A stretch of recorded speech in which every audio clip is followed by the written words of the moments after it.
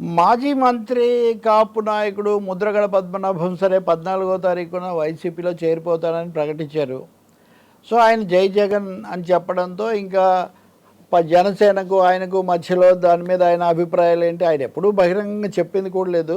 మీరు నన్ను కలుసుకొని మీరే దూతను పంపించి తర్వాత మీరు ఎప్పుడూ రాలేదు, మీ మాట నిలబెట్టుకోలేదు, మీ పద్ధతి బాగాలేదు, అందుకని నేను అని చెప్పడం తప్ప ఆయన ఎప్పుడూ పెద్ద ప్రత్యేకించి వాదోపవాదాలు పెట్టుకోలేదు. ఇంక ఇప్పుడు ఆయన తెలుగుదేశంతో ఎలాగో ఇమ్మడాడు, చంద్రబాబుకు ఆయనకు పడదనేది అందరికీ తెలుసు కాబట్టి ఆయన వైసీపీలోకి వచ్చేస్తున్నారు. అక్కడికి అయిపోయింది ముద్రగడ జై జగన్ అంటంతో. కానీ హరిరామజోగ ఇంకొక ఆయన ఉన్నారు కదా, ముద్రగడ కంటే ముందు నుంచి కూడా పవన్తో ఎక్కువగా ఇంటరాక్షన్లో ఉంటూ అనేక సూచనలు చేస్తూ మీడియాకు కూడా కథనాలు ఇస్తూ ఎప్పటికప్పుడు లేఖలు రాస్తూ జనసేన కొంచెం మైలేజో ఇమేజో పెరగడానికి కూడా ఆయన కారణమయ్యాడు. చర్చ కూడా ఆయన పెట్టాడు. అంతకుముందు పవన్ కళ్యాణ్ ఒక్కరే చెప్పడం, ఆయన చెప్పింది నాదెండ్ల మనోహర్ మాత్రమే చెప్పడం. ఈ పరిస్థితుల్లో హరిరామ జోగయ్య ప్రవేశము, ఆయన యొక్క ప్రభావం వల్ల జనసేన అలాగే కాపు వర్గాలతో దానికి ఉన్న సంబంధాలు, పవన్ కళ్యాణ్ వ్యూహ ప్రతివ్యూహాలు, తెలుగుదేశం దగ్గర జనసేన మరింత సాధించుకోవడం ఎట్లా, ఇట్లాంటి అంశాలన్నీ కూడా కొంచెం ఎక్కువ చర్చనీయం అవ్వడానికి హరిరామ జోగయ్య పాత్ర దోహదం చేసింది. కానీ ఆయన కూడా తర్వాత రాను రాను ఎక్కువ సీట్లు తెచ్చుకోవాలి, లేదా ముఖ్యమంత్రి పదవి కొంతకాలం మనకు కూడా ఉండాలి, లేదా కనీసం ఉప ముఖ్యమంత్రి పదవి మీద కూడా చర్చ రాకపోతే ఎట్లా, ఇట్లాంటి విషయాలు అసంతృప్తి వెలిబుచ్చుతూ వచ్చారు. ఏ సీట్లలో చేయాలి, ఎవరెవరు చేయాలి, ఇట్లాంటివి కూడా రాశారు. సహజంగా ఇవన్నిటి మీద పట్టుబట్టి తెచ్చే అవకాశము లేదని పవన్ కళ్యాణ్కి తెలుసు. అంత ఆసక్తి దాని మీద సమయం వృధా చేయడం కూడా పవన్ కళ్యాణ్ పద్ధతి కాదు. ఏదైతే ఇప్పుడు ఆయన 24, 21 ఏదో ఒప్పుకున్నారు. తాడేపల్లి గూడెం సభలో మాట్లాడుతూ పవన్ కళ్యాణ్ నాకు సలహాలు ఇచ్చేవాళ్ళు అక్కర్లేదు, యుద్ధంలోకి దిగేవాళ్ళు కావాలి, ఇలా మాట్లాడారు. సో అది అవగానే హరిరామ జోగయ్య మళ్ళీ ఒకసారి మీకు మా సలహాలు రుచించట్లేదని తెలుస్తుంది కాబట్టి ఇంక మీకు ఎవరి కర్మకు ఫలితం వాళ్ళే అనుభవించాలి, ఈ పద్ధతిలో చిన్న నోట్ పెట్టారు. మళ్ళీ ఆ తర్వాత మీరు పూర్తిగా చంద్రబాబు నాయుడు తెలుగుదేశం ప్రభావంలో పడిపోయి మన వర్గానికి అన్యాయం చేస్తున్నారు కాబట్టి, అన్యాయం జరుగుతుంది కాబట్టి నేనైతే కనుక మీ ఎవరు పట్టించుకున్నా పట్టించుకోకపోయినా నేను చెప్పే సలహాలు ఇవి నేను చెప్తూనే ఉంటాను, నేను చేస్తూనే ఉంటాను, ఈ పద్ధతిలో మళ్ళీ పట్టు వదలని విక్రమార్కుడిలాగా అది చేశారు. ఇది రెండో దశ. ఆ తర్వాత చర్చలు ముగిశాయి, బీజేపీ వచ్చింది, అంతకుముందు కంటే ఇప్పుడు కొంచెం క్లారిటీ వచ్చింది, పవన్ కళ్యాణ్ సీట్లు తగ్గించుకుంటున్న అంశం కూడా స్పష్టమైంది. ఈ పరిస్థితుల్లో హరిరామ జోగయ్య మళ్ళీ లేఖ రాస్తున్నాడు. ఈరోజు ఆయన రాసిన లేఖ కొంచెం తీవ్రమైందే కాకుండా అనేక సంకేతాలు కూడా ఇస్తుంది. ఈ సంకేతాలు, ఈ వ్యాఖ్యలు పవన్ కళ్యాణ్కే పరిమితం చేయకుండా చిరంజీవి ప్రజారాజ్యం పార్టీ కూడా ఆయన విస్తరింపజేశారు. కాపులకు న్యాయం చేయాలని చెప్పి ప్రజారాజ్యం పార్టీ పెట్టిన తర్వాత చిరంజీవి కేంద్ర మంత్రిగా మారి కాంగ్రెస్లో లీనమై ఏం సాధించారు, ఏం లక్ష్యం సాధించలేకపోయారు. ఇప్పుడు మీరు కూడా శాసనసభకు కాకుండా లోక్సభకు పోటీ చేస్తారు, కేంద్రంలో మంత్రి అవుతారనే కథనాలు వస్తున్నాయి. మీరు వెళ్ళి సాధించేదేమీ ఉండదు అని మనకు చిరంజీవి అనుభవం చెప్తుందని హరిరామ జోగయ్య తన లేఖలో కుండబద్దలు కూడా చెప్తున్నారు. నిజంగా కేంద్ర మంత్రి అయ్యే అవకాశం ఉందా, అసలు ఈ దశలో చర్చకు వస్తుందా, పోటీ చేసే స్థానాలే రెండు, అందులో గెలిచేవి గెలవనివి ఏంటనే తెలియకుండా ఇప్పుడే బీజేపీ మీకు కేంద్ర మంత్రి పదవి ఇస్తానని చెప్తుందా? ఎన్డీఏలో ఉన్న ఇతర పార్టీలు ఏమవుతాయి, ఒక ముందే జనసేనకి ఇస్తే, కాబట్టి అది జరగదు. కానీ బయట జరుగుతున్న ప్రచారాన్ని హరిరామ జోగయ్య ప్రస్తావించి చిరంజీవి కేంద్ర మంత్రి ఏం చేయలేకపోయారు, మీరు కూడా చేయగలిగింది లేదు అని చెప్తున్నారు. రెండవది, తెలుగుదేశం వైసీపీ ప్రాతినిధ్యం వహించే రెండు బలమైన వర్గాలు లేదా కులాలు, అవి కాకుండా కాపులకు ప్రాతినిధ్యం పెరగాలి, స్థానం పెరగాలి అని మేము ఆశించాము, మీరు కూడా తీసుకొస్తామన్నారు. దానికోసం పొత్తులు ఇవన్నీ చాలా రాజకీయాలు జరిగాయి.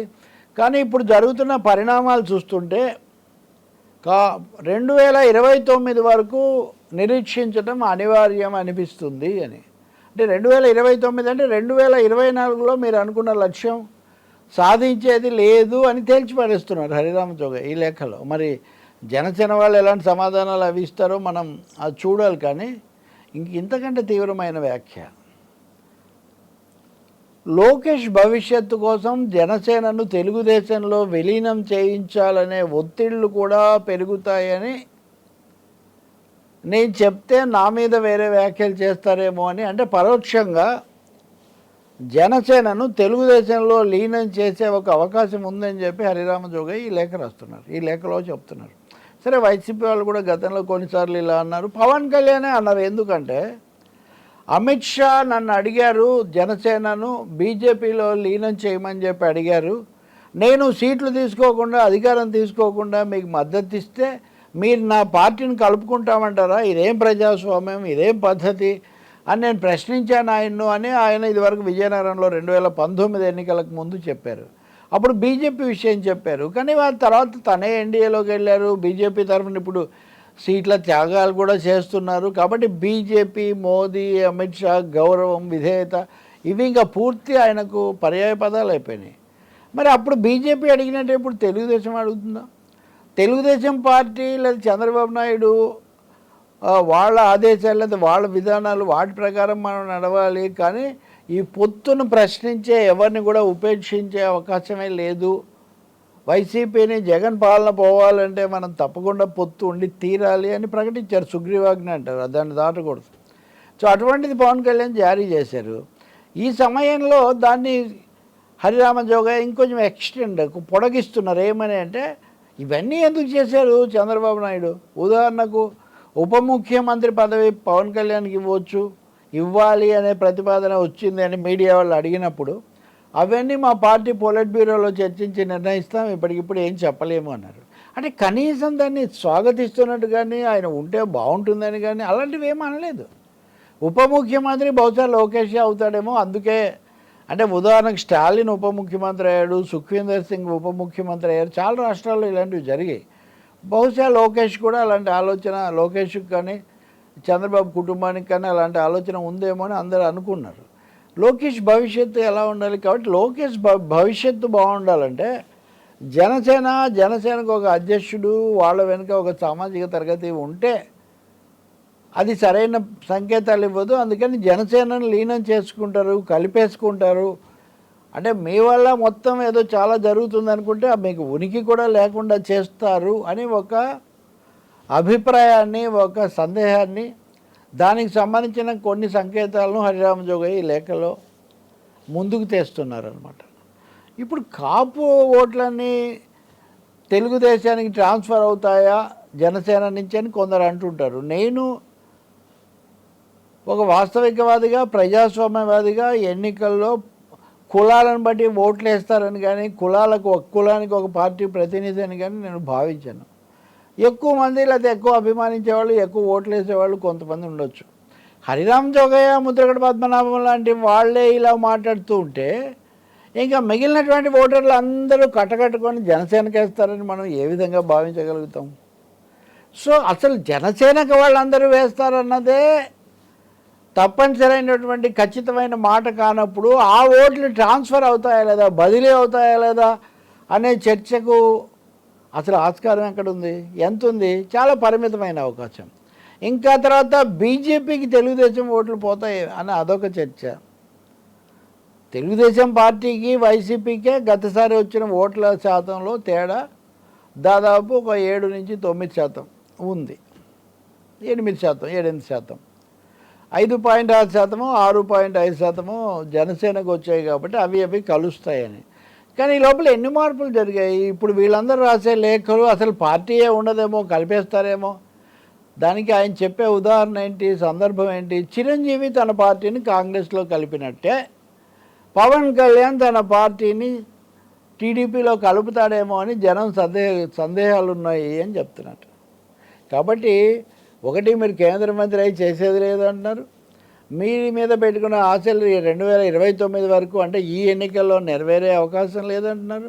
మూడోది, అసలు మీ పార్టీ ఉంటుందో లేదో కూడా మీరు చూసుకోండి అని చెప్తున్నారు. ఇన్ని చెప్పి ముక్తాయించడం ఏంటంటే, మీరు సలహాలు వద్దన్నారు కాబట్టి నేను మీకు సలహాలు ఇవ్వట్లేదు, ఒక విశ్లేషకుడుగా నా అభిప్రాయాలు మటుకు మీకు చెప్తున్నాను అంటున్నారు. అంటే ఎంత చాకచక్యంగా, జాగ్రత్తగా ఆయన ఈ పాట చెప్తున్నారు చూడండి. ఇలా అన్నందుకు కూడా కొంతమంది విశ్వాసఘాతకులు నా మీద దాడి చేస్తారేమో, తప్పు పడతారేమో, దానికి నేను రెడీ. ఎవరు ఆ విశ్వాసఘాతకులు? పరోక్షంగా జోగయ్య ఎవరిని విశ్వాసఘాతకులు అంటున్నాడు? దీనికి సమాధానం అనవసరం. ఎందుకంటే ఆయన దగ్గరికి దూతలను పంపించింది, ఆ తర్వాత సలహాదారులు వద్దు నాకు అవసరం లేదని చెప్పింది జనసేనాని కదా. కాబట్టి ఒక తీవ్ర పరిభాషలో సున్నితంగా సూటిగా కూడా హరిరామ జోగయ్య ఈ లేఖలో వ్యక్తం చేస్తున్న అభిప్రాయాలు, చేస్తున్న హెచ్చరికలు, విమర్శలు, ఆందోళనలు ఒక విధంగా ఆ వర్గంలో ఉన్న అభిప్రాయాలను కూడా ప్రతిబింబిస్తున్నాయని మనం అనుకోవాల్సి వస్తుంది. రేపు సీట్లలో టికెట్లు రాని వాళ్ళు చాలామంది, ఇప్పుడు ఎంపీ సీట్లు ఉన్నాయనుకోండి, ఇద్దరే కదా పోటీ చేస్తారు. ఇద్దరిలో ఒకరు పవన్ కళ్యాణ్ కనుక అయితే, ఇంకొకరేమో బాలశౌరి వైసీపీ నుంచి వచ్చారు. నిజంగా పవన్ కళ్యాణ్ ఇక్కడ కూడా పోటీ చేస్తే అసలు ఒక్క ఎంపీ అభ్యర్థి కూడా జనసేన నాయకుల నుంచి లేనంటే అది ఎలాంటి అసంతృప్తికి దారితీస్తుంది. కాబట్టి విమర్శలు, ప్రశంసలు, ఆశలు, అంచనాలు పక్కన అవి అలా ఉంచినా కానీ వాస్తవంగా జనసేన శిబిరంలో జరగబోయే పరిణామాలు చాలా ఆసక్తికరంగా ఉంటాయి. అనేక మలుపులు తిరుగుతాయని కూడా అనిపిస్తుంది. వీటన్నిటికీ ఒక మూల కారణం ఒక భావజాలపరమైన సైద్ధాంతికమైన గందరగోళం. ఇటు చెగువేరాను అటు వీర సావర్కర్ను కూడా ఒకటే విధంగా చూసేటటువంటి పవన్ కళ్యాణ్ యొక్క రాజకీయ అయోమయం, ప్రత్యేక హోదా ప్యాకేజీ పాచిపోయిన లడ్డు అని చెప్పి ఆ లడ్డు ఇచ్చిన వాళ్ళను తెచ్చుకున్న వాళ్ళను కూడా అటు ఇటు పెట్టుకున్నటువంటి ఆయన రాజకీయ కూటమిలోనే ఈ అయోమయానికి బీజాలు ఉన్నాయని మనం చెప్పాల్సి ఉంటుంది.